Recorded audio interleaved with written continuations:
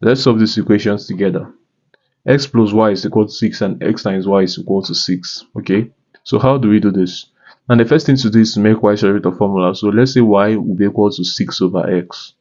Okay, now let's put y as 6 over x in this equation. Now we have x plus 6 over x is equal to 6. Okay, multiplying each term by x, we have that x squared plus 6 is equal to 6x. Hence we have that x squared minus 6x plus 6 is equal to 0. Moving on, we now have that using the quadratic formula, we have minus b plus or minus square root of b squared minus 4ac all over 2a to be equal to x. Okay, applying this here, we have that minus b is minus minus 6, which is 6, plus or minus square root of 6 squared is 36 minus 4ac is minus 24 all over 2a is 2 to be equal to x.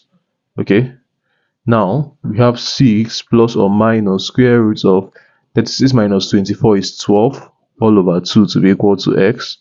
Alright, now we have that 6 plus or minus 12 is 2 root 3, so we have 2 root 3 all over 2 to be equal to x. We have from here that 2 into 3 plus or minus root 3 all over 2 to be equal to x. Finally, we have that x is equal to 3 plus or minus root 3. Okay, now when x is equal to 3 plus root 3, because we say that y is equal to 6 over x. Okay, so when x is 3 plus root 3, so when x is equal to 3 plus root 3, we have that y is equal to 6 over 3 plus root 3, and rationalizing the denominator, this will be equal to 6 times 3 minus root 3 all over 3 plus root 3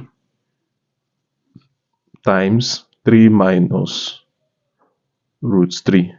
Okay, now this is equal to 6 times 3 is 18 minus 6 times root 3 is 6 root 3 over 3 squared minus root 3 squared.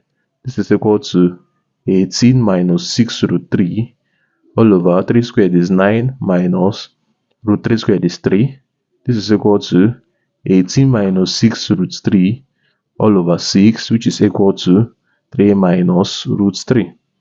Okay, so when x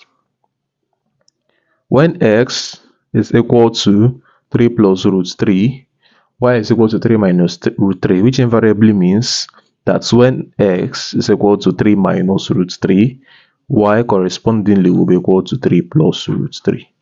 Okay, so this is the answer to this question. Thanks for watching.